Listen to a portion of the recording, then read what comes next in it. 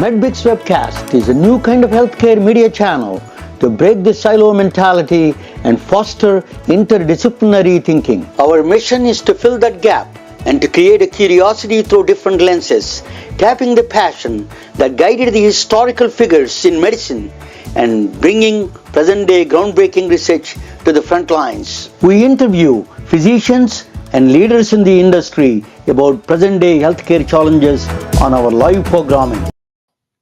Welcome to the MedBix webcast. This is Ramana Annamaraju, the MedBix host of the MedBix webcast. Welcome to you all. Happy holidays. I am in transit. My daughter got married, so I'm in Atlanta and moving around. So I'm going through a transit situation. We had a wonderful wedding, and my daughter is very happy. Thank you all. A lot of best wishes came out from all over the world. Thank you all. So we have a very good, the holidays are coming. I wanted to do something interesting and pay the Indian traditions, particularly Indian medicine, Ayurveda. Veda is like a Vedas are like books, sacred books in my view. I don't know, so we'll ask the host better because I don't know Sanskrit very well. So they're all written in Sanskrit. All Ayurveda, all Vedas, Rig Veda. There is 4 Vedas, so they're all written in Sanskrit. So they translated into different languages. Maybe some extent we lost some of the meaning of it, but these are all written in Sanskrit. Ayurveda is a 5,000-year-old medicine that is coming from a long history. 5,000 years old, that is Ayurveda. So we're going to talk about our guest, who is Western educated. She has a PhD in pharmacology and pharmaceutical sciences, and then she did quite a bit of research and then clinical trials in this country. And then she is also now qualified to be an Ayurvedic practitioner in this country, in the United States. So that's going to be very interesting, comparing all these Western medicines and Ayurveda traditions. It's going to be, is there any conflict? Is there any accordance? We can talk with her. After that, I'm going to pay tribute to another giants of, close to my heart. There's 2 people who comes from my hometown, the place I was born. Extraordinary people. I'm going to introduce them to you.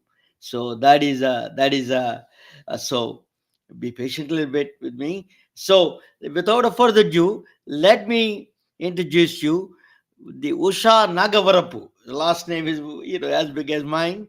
Usha Nagavarapu. She is joining from San Jose. I'm in Atlanta, but she is joining from San Jose, California. So welcome, Usha. Thank you, Ramana. Thank you for inviting me to your broadcast. I've known you for a few years now, and this is amazing. What you do is very amazing. Thank you. A lot of people like you helping me like this. So, but one of the things that Usha, you were, I'm going to call you with a first name because it's easier to call you with your first name. Usha, that you were, you just tell me your background a little bit, your personal, and where were you born? You're from the same state as I am from, but just give me a little bit more details about where were you born and how you grew up and where did you end up in, how did you end up in San Jose? Yeah, sure. Yeah, you are correct. I am born in India, but I grew up in a northern state, which is Uttarakhand or Dehradun. I grew up and I studied there, and then I came to United States in 1990. I did my PhD from Ohio State in pharmacology and neuroscience department, and after that I came to Stanford and did a postdoctoral training in dermatology. And then I used my pharmacology, dermatology experience and worked in Bay Area in many pharmaceutical companies, spanning from dermatology, oncology, including extensive working with the FDA as well. And then in 2019, I founded Surasa, which is a skincare company.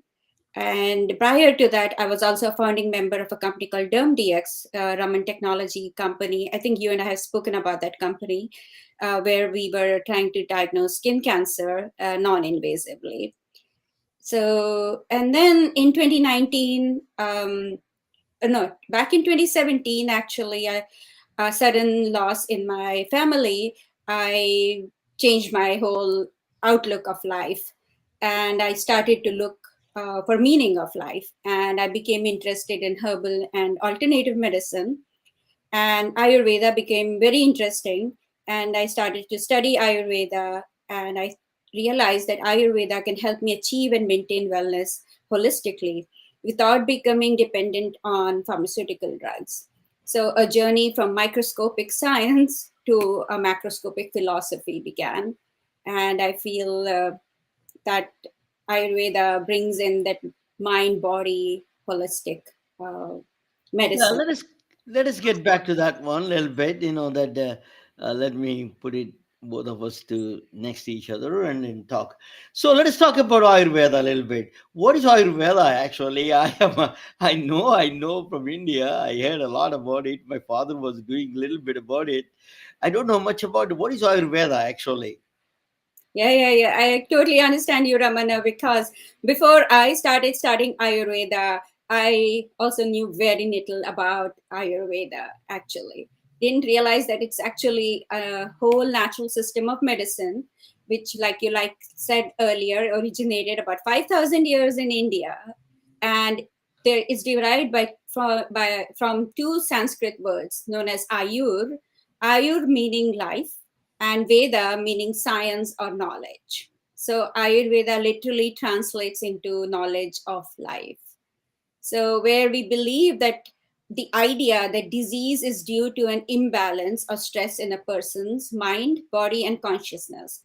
And we can think of consciousness here as energy levels. So, Ayurveda encourages certain lifestyle interventions, natural therapies, so that we could regain a balance between that mind, body, and consciousness, and of course, the environment. So Ayurveda is all about ailments, mental, physical, which lead to the imbalance in the energy levels. And we can also talk about what is energy in Ayurveda later. Yeah, So I think Ayurveda is one of the oldest traditions that try to attempt the holistic principles. Now every doctor is talking about holistic approach to the medicine, but now Ayurveda was doing that for a long, long time, right? exactly. So while Western medicine basically focuses on treating the symptoms, right? Ayurveda was already digging into the disorder, looking at the root cause and finding treatments. So the treatment plan for Ayurveda will be more holistic, natural, and also usually is safe, as long as you are following the directions of an Ayurvedic practitioner, right? So it emphasizes on those energies and the critical elements that we are made up in the human body. And it's not just the anatomy that we are looking at, right? But we are also looking at the functionality, the regulations, and other aspects. So it's in a way Ayurveda takes a very unique approach to regulating the physiological functions in the body, right? So that's where it is very different. The Western medicines did quite a bit of work in a lot of diseases treatments. But the chronic diseases still is not cured. You have to go through the process, and you have to take medications for the rest of your life, for like a diabetes or hypertension or COPD, any one of these diseases. Is there any different approach Ayurveda does to the chronic diseases, that how you approach your side of the story? Tell me a little bit about that. Yeah, so Ayurveda basic approach will be working on an internal purification, right? So once you identify the root cause, we look at the internally purifying by methods known as panchakarma, which could also be followed by a diet, a special diet, uh, herbal remedies, massage therapy, yoga, and meditation. So it is looking at a lot of holistic practices to bring that balance that I was talking earlier. So the concept is of like a universal interconnectedness, and we look at the body constitution that is known as prakriti in Ayurveda, and which are based off on life those forces or intrinsic energies. And then these are the primary basis. Then goal will be so that the person can eliminate the toxins. So basically, we are thinking that the body contains toxins. If you're inflamed, for example, there are some toxins in the body. So we want to take those toxins out, remove those impurities, and then reduce the symptoms, and then increase your resistance, improve your immunity, and also reduce the stress and all that is comes with a disorder or a disease, right? And then increase the harmony in your life. So we could use herbs, we can include oils, spices, all of that is included in Ayurvedic treatment. Usha, that you mentioned a diet. Diet means that how that food is a medicine. In one of the things that is now new mantra every doctor show is talking about. That is been talking about in Ayurveda for a long time. The food is a medicine is always they consider the food as a medicine in Ayurveda, right? Yes, yes. For Ayurveda, food diet is the very first thing. As if you go to an Ayurvedic practitioner, he will do the diagnostic tests and look at your body constitution, figure out what is the imbalance in the person's body, and then the first thing they ask the person is their diet, right? So we practically any Ayurvedic practitioner will dissect and tease out what you're eating and what is the root cause of the ailment, and then try to fix the diet to your body's constitution or to your constitution. So it's very personalized, and it the diet has to match the energies of the person, right? So you can improve and the balance can be brought back. So food diet is medicine in Ayurveda. And herbal medicine, I mean food medicine, it's the core of any herbal medicine probably, but Ayurveda definitely believes in healthy eating, and healthy eating leads to a good lifestyle, and then we can eliminate the toxins from our body. Is there any special restriction? The Christmas is coming. Americans love to eat a lot of big turkeys and all those things. Is there any restriction in the Ayurveda not to eat meat? It prohibits eating meat. No, no, no. That's nothing like that. Prohibiting eating meat is, so there is nothing like that to don't eat this.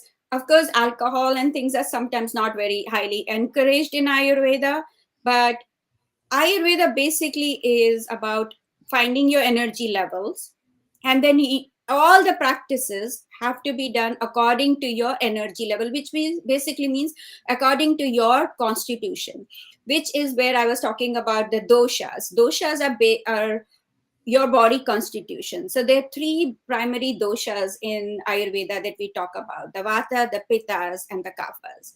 the Vata Pitta Kapha is basically made of five elements, or the Panch Mahabhutas that Ayurveda talks about, the five elements, which are earth, water, fire, air, and ether. So a person, suppose, who's Vata will have more air and ether. A person who has more Pitta will be more fire and water. And the person who's more Kapha will have more water and earth. Nobody is one monodoshic. Is nobody is usually anybody. Nobody is monodoshic. We are always a combination of these five elements.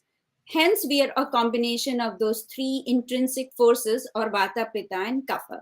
So now, suppose somebody is more Vata, right, has more air, then there is a strict diet regimen for those people, which would depend on again, we go back to tastes. So tastes, or rasa, is very important in Ayurveda. When we are talking about diet, we talk about the six tastes, which are sweet, sour, salty, pungent, bitter, and astringent.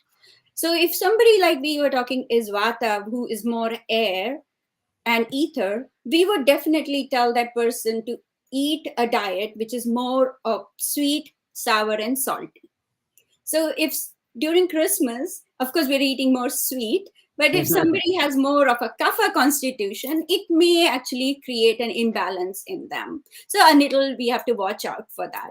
But other than that, there is no restriction in that. But if the restrictions will come based on your body constitution and what disorder the person is going through at that point. Usha, there is a strange connection between the microbiomes and the Ayurveda. Tell us a little bit about that. Nowadays, the new microbiome research is showing that, for example, you need to do natural birth. The advantage of being a natural birth is that the birth can all give the microbiomes along with it. And then I was playing in India, that I was talking about the town that I'm going to, the place I grew up, that's all the dirt. We used to play around with it. So we increased our immune efficiency there. So, what is the microbiome and Ayurveda?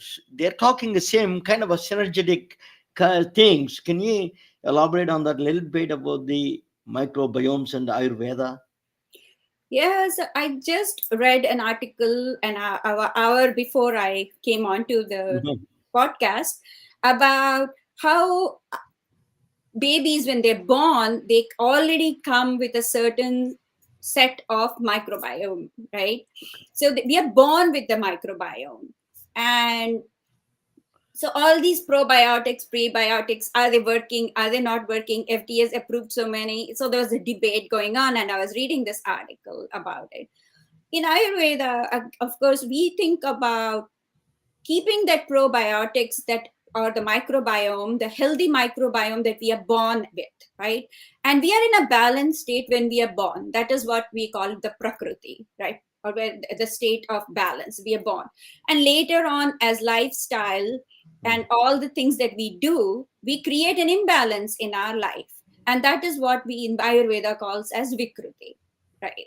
And so basically, whether what diet we are eating, or what activities we are doing, are we exercising enough, and our own mental stress and all that, which is causes that imbalance or moving away from that balance, and also leads to, especially if the diet is not good, we are now creating an imbalance in our microbiome. And there is a microbiome not only in the gut, right, but also on our skin, in our everywhere. Our body is made of microbiome, and there are different kinds of microbiomes all over our body. And it's very important to keep a healthy diet to maintain a healthy microbiome. So, We can restore that prakriti. That's what you're saying. yeah, The yeah, natural system through Ayurveda. You can restore that. And yeah, sometimes in Western world it may not be possible. They say, but you can restore with the Ayurveda. Is suggesting you can restore with the process. The mind is as important as in this whole process. Mind is very important. The mental health is important. Now America and around the world, they are going through a lot of mental health crisis right now. What do you suggest? What is Ayurveda says about the mental health situation? Meditation and all these things is a part of Ayurveda prescription. Just give us a little bit about that. Yeah. So let's talk about that last thing you said about prescription. Like, so when you go to the, it's very important to understand that when you go to an Ayurvedic practitioner, Ayurvedic treatment regimen will include all the five sensory organs, right? Which is our eyes, our nose, our ears, our mouth, which is the food, and the skin and the mind. So the treatment plan will include all of those five. So, like you said, yoga, meditation, all of that becomes part of the treatment regimen as from an Ayurvedic practitioner.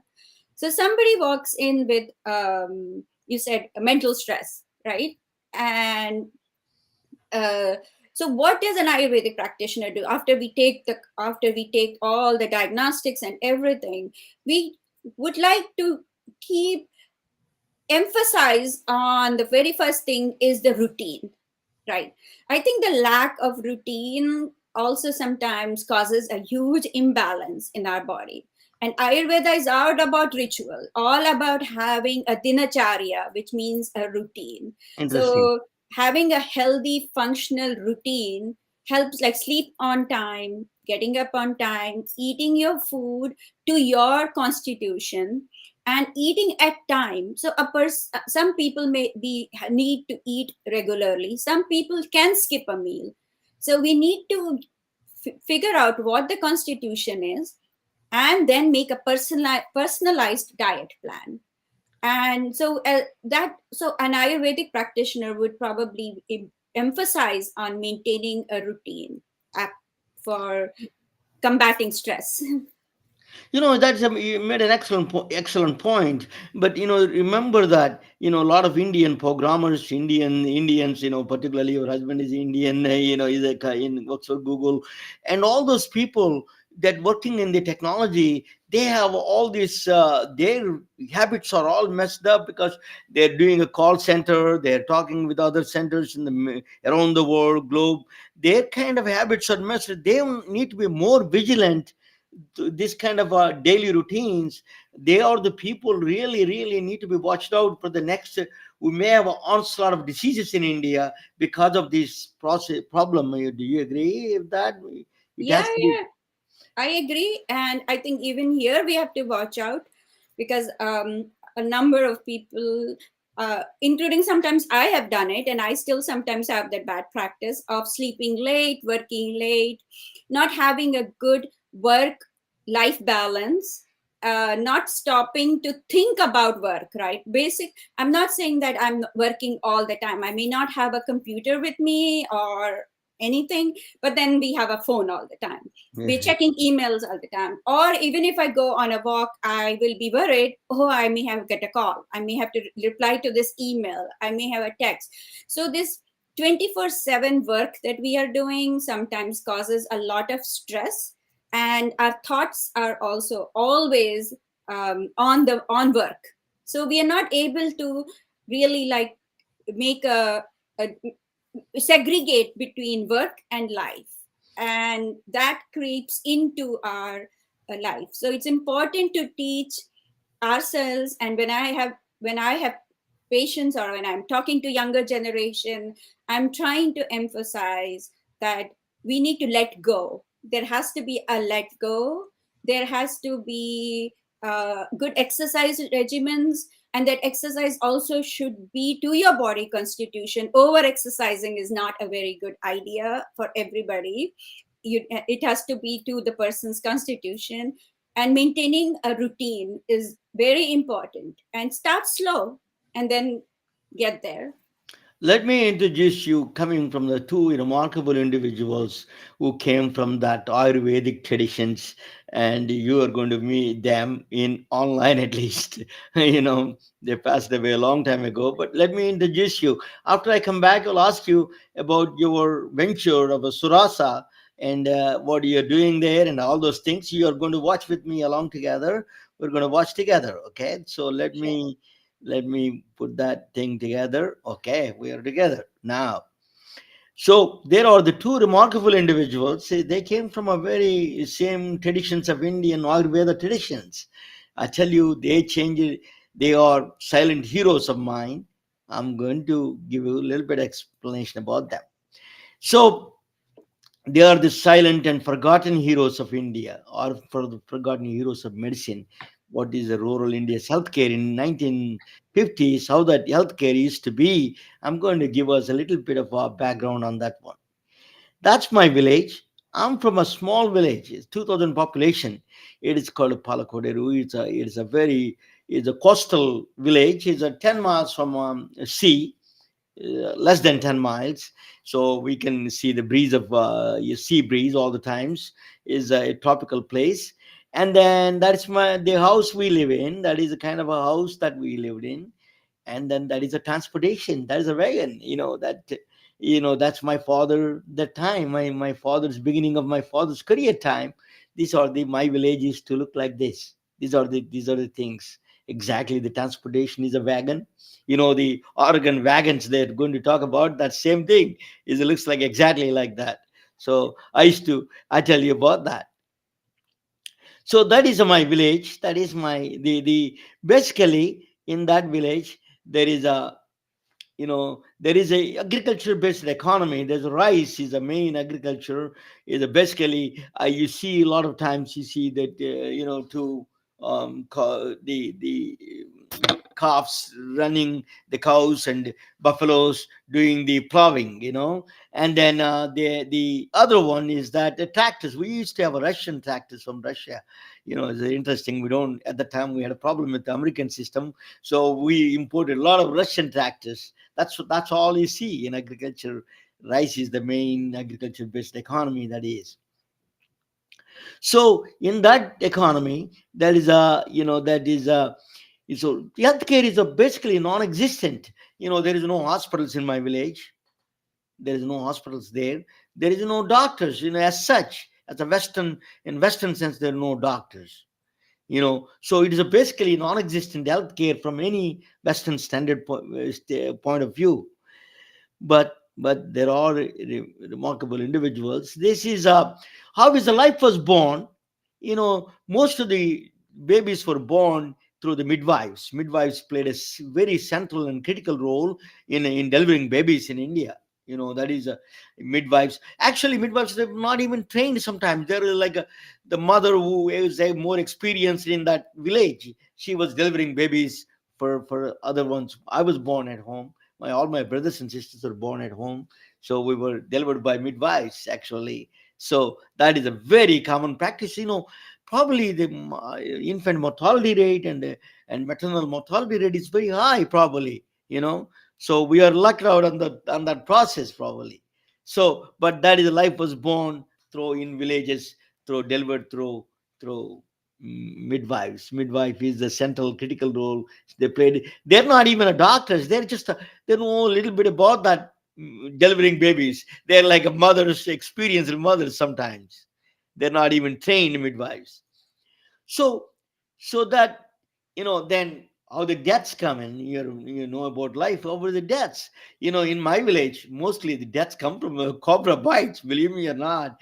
We used to watch Snake Charmers, a lot of cobra bites. Usha didn't grow up in my side of the village. She is in the northern side of the country, north of India. So, but I am from a small village. The cobra bites are very common, actually. I used to see cobra probably every 2 weeks or every month, at least one time. Because Snake Charmers used to come down through that. There's a big show, and we all used to go. But cobras are plenty around there in that village. So there used to be the other one is tetanus is a common thing. One of the people used to die, but very rare. These are the other deaths are rare, which is tetanus is one of the things common with the nails going through the foot. The tetanus is that is a bacterial infection. I think that's people die, and then some of the I saw in my entire life. I saw one committing suicide. One that is they used to take a fertilizer. They take the ending they used to call. That's the one he used to do, and then that's a deaths come through that process in those villages. But what are the diseases are? The life and death, but the diseases are very common, usual suspects. Typhoid, bacterial infections, typhoid is the biggest killer. Malaria is a mosquito-borne parasitic disease. and cholera. They used to kill a lot of people. These are all three diseases are very, very common in India. Eosinophilia, there is another tropical diseases. So there is a lot of these bacterial infections, and it's very common. So a lot of people used to die because of that reasons. So very, very common. Sanitation is a problem, nutrition, all those things. So these are the diseases. Then there is a gentleman, his name is Dr. Subbarao. I tell you who he is. He is a remarkable man, and he was a teacher. He was teaching in the, he was teaching in the high school as a his teacher, school teacher. But he's the only person in that village who knows English. So he imported, what he did was he started self-learning the medicine. And then his his his relatives did practice in that villages, around the cluster of villages. They were practicing, so he used to go there and learn those medical practices. So he was a self-taught, unbelievably curious man. And let me tell you, he's my father. I miss him, and he's the greatest man. He's a unbounded curiosity he has for the love of medicine he has. He used to take a bicycle, go around, and then treat people. That's what he used to do. Then, he was, that my mother used to buy a lot of books, medical journals, and medical, even medicines from his teacher's salary. And my mother, on the right side, you saw my mother. She used to complain all the times. Why you're spending so much money? You don't get paid. All the no reimbursements, nothing. So my mother was, always had a constant battle with my father. But my father was a dedicated doctor. Is a true meaning of physician without qualifications. I tell you, he learned the hard way. He was a non-stop. I never seen him my entire high school. I never seen him without a book on his hand, medical book. He was that curious. So he learned quite a bit. He was a brilliant man. That's why all my four brothers became a very highly educated. So healthcare in rural villages are to go to the village homes and then deliver, give them see the patients in their homes through bicycle doctors. They used to call bicycle doctors. So in that village, basically in the point of care system, that is, healthcare delivery system is all that done same place. You diagnose is there, you give the medications, and then you prognosis. You do all those things at the same time. There's a there is no pharmacy going there, and you go to a diagnostic machine and all these. You need to go to MRI. Those are all not there. So simple doctor is basically he was diagnosing, he is treating, giving him medications, and prognosis in determining the prognosis of that patient. It is all done in point of care system. It's all really well defined point of care system. So that's my father. So, but how do they get paid? A lot of doctors ask me how the rural doctors in India gets paid. I tell you, got paid at least in those areas, those times. They were, we are not supposed to. We are vegetarians, so like in the United States, I heard in 1930s and 20s they used to drop off chicken and eggs. Same thing, they don't, because we don't eat meat, so they used to drop a lot of vegetables for us. Then they twice a year we used to do a puja. It's called a puja, which is a religious ceremony like Christmas time. Two ceremonies we do after the crop period, and then all the farmers come and give us the money, give us a cash, sometimes give us some gold and silver. These are things that's they used to donate to the doctors. That is a reimbursement.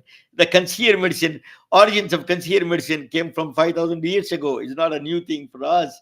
The concierge medicine is already established in India in the long time ago. That was the system there. So after that, so my father and mother, my father is really died in, but he was a truly a teacher, doctor, and extraordinary. He served the people in that village. He took care of the people. My father's name is Dr. Anamraj Subrao. Last name is mine, Anamraju, and that's my mother. Both are dedicated. Eventually, my mother really admired my father's dedication to the medicine. is really, that was a fantastic determination. So from the blessed to have those parents. I miss both of them. They passed away, both of them. But there is another Dr. Subbarao from same village, same cluster of villages, same area, not too far from there, not not too far from there. Not Usha, don't move too much. Too much is big noises.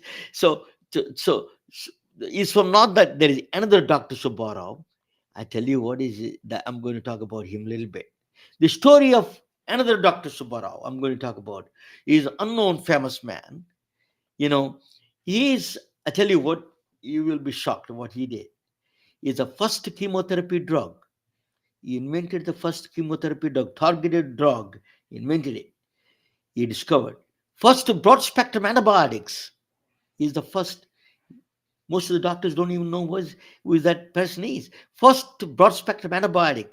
First strip test. He invented it. First topical drug. And then World Health Organization, his medicines are even carried today after 100 years carried. His medicines is a World Health Organization essential list. Do you know his name? No, a lot of people don't know it. That's why I call him unknown famous man. His name is Dr. Yella Pragada Subbarao. Same, he is from the same town as mine, same name as my father. We are all in the same community. We went to the same temple, but he is a way before, even though he is wearing a tie. Remember that he came long before my father. Actually, my father graduation, he already died. This gentleman died already. So I tell you, he's born in 1812. So his name is Dr. He was born in 1812 in a small village, small town. That's my town, my village, my town and village, cluster of villages around there. It's called Somaramam. Somaramam is a Bhimavaram. Bhimavaram is a name of the town. It is one of the sacred places for the Lord Shiva's houses, five houses, Somaram, Pancharamam. So one of the houses of the Lord Shiva is my hometown. That is, he is born in that place. I was born in the same town. My father was not born there, but he grew up there. That I was born in the same town as he is. So he was born in Bhimavaram. I want to tell you this. So he was failed high school twice and got married at the age of 15. Dr. Yella Pragada was married, failed twice the high school, and then he got married at the age of 15. He wanted to do all kinds of things. He wanted to do business. He wanted to do some trading of rice and beans. He wanted to sell. So his father-in-law got worried about his daughter, and said that I'm not worried about it. This guy is going to take care of my daughter or not. So I wanted to send him to medical school. So he sent him. So he sent him to the medical school to Chennai, India. Chennai is Madras, India. That they used to be called Madras. So he sent him all the way to Madras. At the time, we were under the British rule. Queen Elizabeth is in the prime age, at the prime age, Queen Elizabeth. So he studied medicine in twice he failed, because also he was dedicated, because he wanted to do very well, because both of his brothers died with the tropical diseases. So he wanted to understand the diseases more. So he really worked hard, and he excelled in the medical school. He really excelled in the medical school. The guy who failed twice in high school excelled in medical school. So don't underestimate anybody. You don't know when they get that passion comes out. So he was in the medical school. Then after finishing medical school, he started teaching like a Usha. He was teaching in Ayurveda College of Madras, Adayar, in Madras in itself. He was teaching. He was teaching Ayurveda uh, school, but he was not English medicine. In fact, he was trained in English medicine, but he can teach anatomy and pharmacology, all those things. He was teaching some of the medical, Western medicine. Probably he was exposed to Ayurveda because he grew up in that area. In that, yeah, those are the times when he grew up. That's the only medicine we had. So he understood the Ayurveda. So he was teaching in Ayurveda college, Ayurveda. Then his luck turned out to be very different, and his luck took him to different places. He applied for 1923, exactly 100 years ago. He applied for Harvard Medical School. People at that time used to go to England, but he preferred to go to Harvard and apply directly. He's a daring guy. He came from that daringness. He applied for Harvard Medical School. He was admitted in the medical school, in the Harvard Medical School. He came and joined in the 1923. Probably one of the, you can count Indians who were in the medical doctors at the time, you know, in the who came to medical school. 1885, I did. Dr. Joshi came in 1895. There's another lady came in. Dr. Joshi studied in the University of Pennsylvania, but very, very few. You can count with the numbers with the fingers. He is one of the people graduated from. He got a PhD in biochemistry and a tropical medicine degree, and he was teaching. He became a faculty member in the Harvard. He's a brilliant. He became a really good. So, but at that time, still, the United States is evolving. A lot of discrimination. He's a Southern Indian, South Indian. He's a brown looking, and then they denied him tenure. He'd been working there for a while. They denied him tenure. All his friends were given up promotions, and then stolen papers. They stole his. These are all documented facts. These are not. I'm not making it up. These are the documented facts from the Harvard Medical School itself admitted that this kind of things happened to him. Dr. Yellaprakada Subbarao. So he left, and he left the Harvard and joined in the small boutique pharmaceutical company. It's called Ledderly Labs in Pearl River, New York. Became a director for the. He was already well known because he has a lot of several publications. He's already well known. Excuse me, I need to get some little bit. I'm going through a little bit of a. So, is so he went to the he went to literally Pearl River, New York, like 1 hour away from I think very short distance from New York City. He moved there. That's where he excelled much more. What he did was, let me show you invention after invention. He threw up invention after invention. I tell you which one. The first one, the phosphate strip color test. He introduced the first. He already was doing that work in Harvard. So they stole the papers and they were hiding it.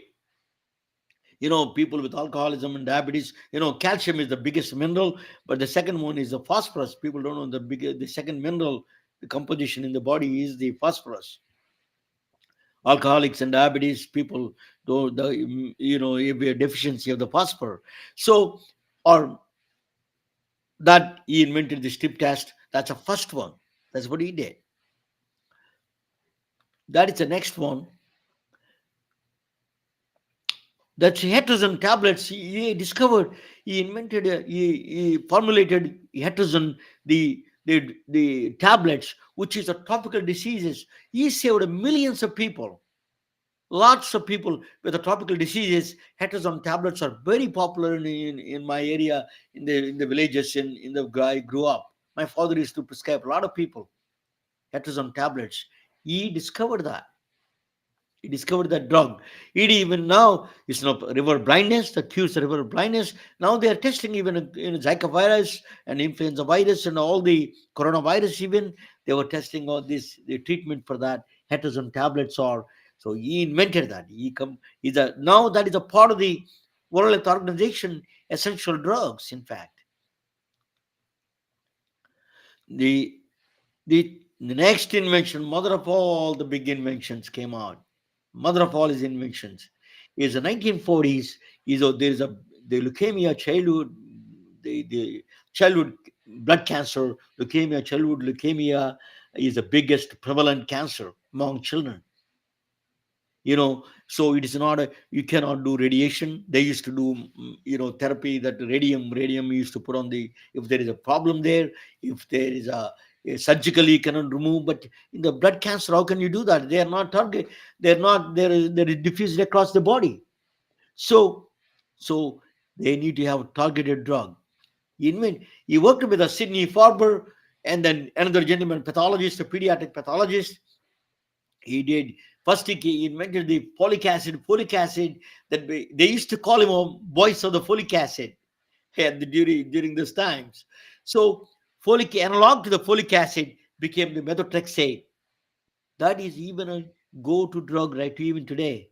It cures not only childhood cancers. It has now is they use for breast cancer. They use for head neck cancer. It is a multiple uses they found out for the methotrexate. He invented it. He is the one inventor of the methotrexate. Nobody knows. That is the first targeted drug. First ever targeted drug was invented by Dr. Yella Pragada Subbarao. Then after that, that is the mother of all invention. That is not enough. Then he was doing first broad spectrum antibiotic clinical trials he's working on. So he found some antibiotic drug. So first broad spectrum antibiotic that already the penicillin came in, but he wanted to find out the first broad spectrum antibiotic. He found one from the Missouri fields. He got some herbal things and something. He got it from the uh, grass, I think. I don't know much about it, so you can give me that information if you know. But very interesting story behind it. He hired Dr. Ella Pragada was in charge of the lab, Ladderley Labs. He became already famous. So he hired a guy from a nobody wants to hire him. He's from the south, Benjamin the God. He's from a plant is a southern plantation owner's son. Son of the plantation owner's son is a son of the plantation owner from Talladega, Alabama. So those people are very discriminated during the time. People from the north did not like the people from the south. But Dr. Salah Pragada himself is southern Indian. He hired a Benjamin the God, a son of a slave owner, actually. Then what they were doing this. Think about this combination. This is mind-boggling, to be honest with you. It's a very lesson for all of us how the people can work.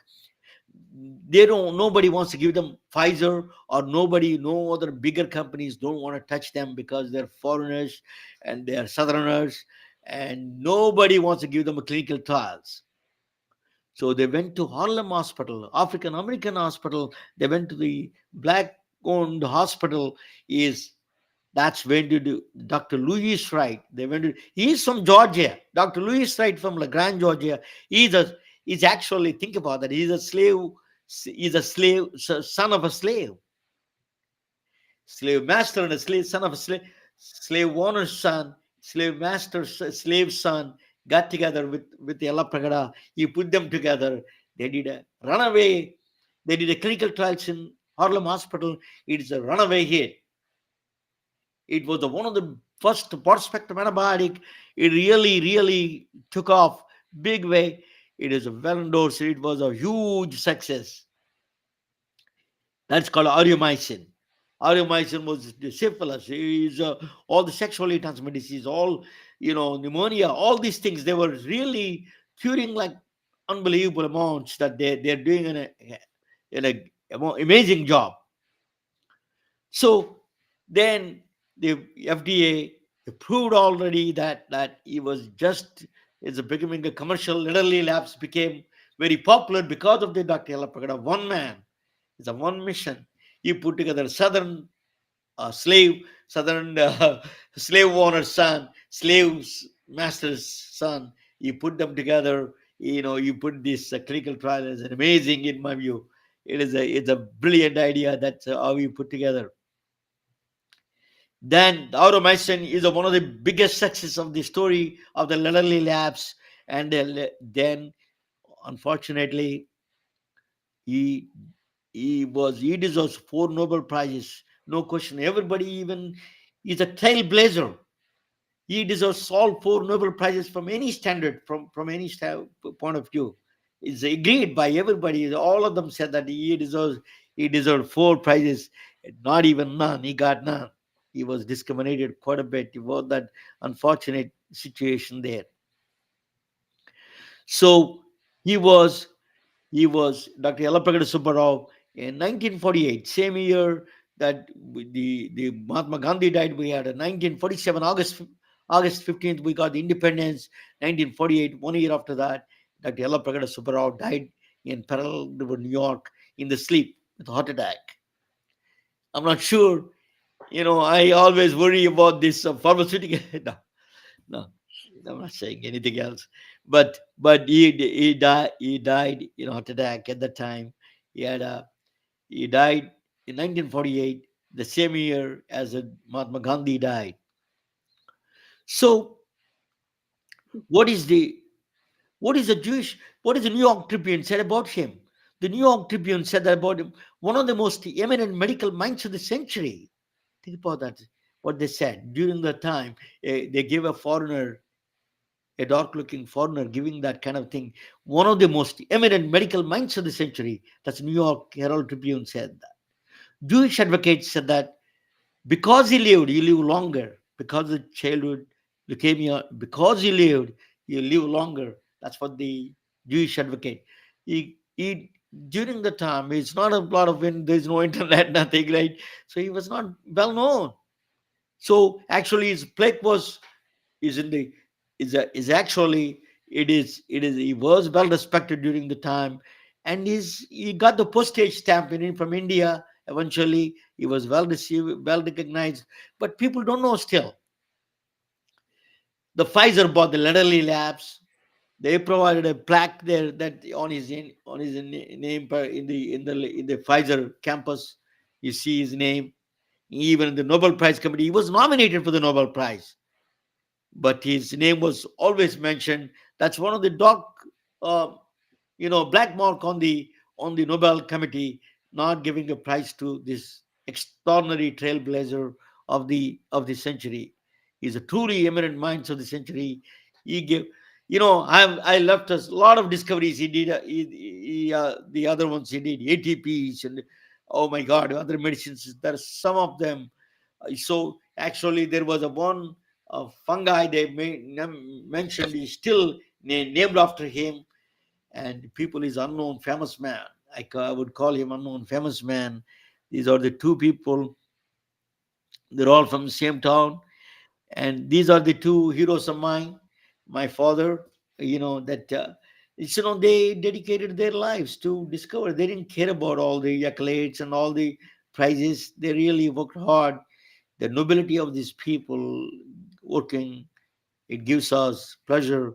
It's not, we come and go.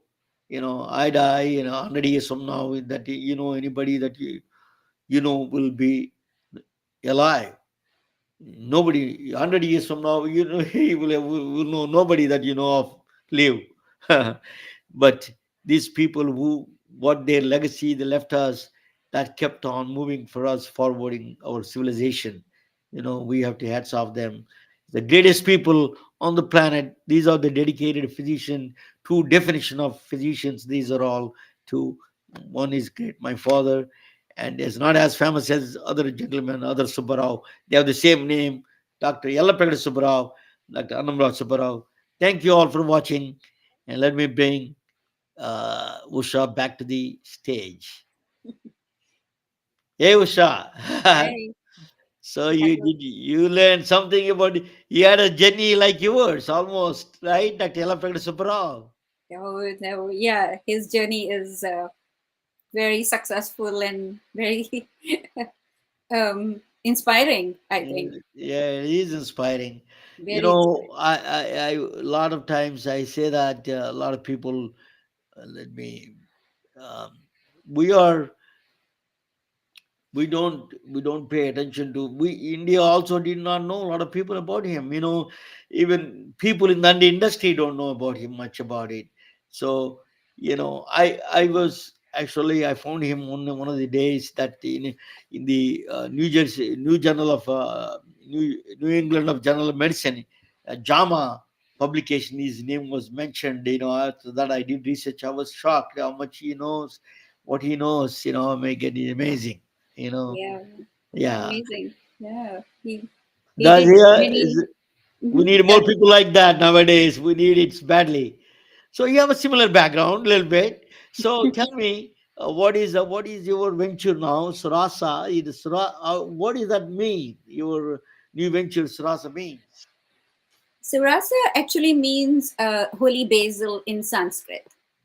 You know, the herb holy basil, tulsi. What is that? Tulsi. Oh, okay. Tulsi. So we wanted to name our company after one of the most critical herbs in Ayurveda. And Tulsi was something that we really wanted to go after because of its antioxidants. It is loaded with eugenol. It is an herb that is good for skin internally and externally as well. And So, we what do you call in English? Tulsi, Surasa? so Tulsi in English is actually osmum, right, or holy basil. But in Holy basil. Sanskrit, Okay. it is has many names. Tulsi, for example, but It's it's not also exactly basil, right? It's a very different smell to it than a basil, right? yeah, Is it? it's very different from than basil, but the same family. Uh, and but it's also very medicinal, right? My mother used to pray tulsi, the tree. That's one of the things that tulsi not only that protects you from the spirits and the air, they purifies the air around us, and then also keeps the snakes around, and not, snakes don't like the tulsi smell. So they used to Okay. tell me all those things. I remember my mother and praying the tulsi, and every household has a tulsi tree. Yes, that's exactly. So it's so integral to health and wellness, right? And we drink Interesting. tulsi tea, tulsi chai. If you have a cold, tulsi can be very good for digestive issues. It's loaded with antioxidants. It's great for many skin conditions. Like if you blend the leaves, you can use it for acne and a lot of things. So it's a great herb for internal and external treatments. It's used all over the I mean, not only India, but also other parts of Asia as well. And also I have seen papers and publications on Tulsi for cancer. The- So, so we thought this is a very good herb and we wanted to name our company after that. Usha, can you type what is your web address? What is the website? It's called surasa.com. Yes, just a minute. Let me. I told, yeah, www dot surasa.com, right? Yeah, Surrasa, the two R's. SURR.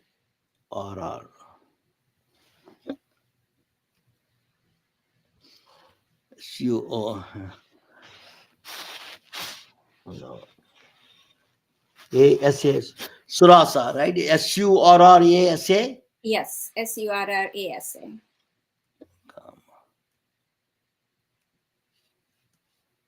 Okay. I put that is a correct, right? Yes, yeah. Thank you. That's the Yeah. correct address. Uh, Yes. Surasa.com. So, they can reach you. Then what is your email address? They can go to the website and they can find you. They can Yeah, find. yeah. They can find all the information, our address, our location, and how to contact us. Everything is on our We are based website. in San Jose. People, in that area, they can come and visit you in San Jose or in the Bay Area. People can come down there, right? I came to your Yes. store. It is a beautiful place. You arranged it very well, actually. That was very interesting. Thank you for coming.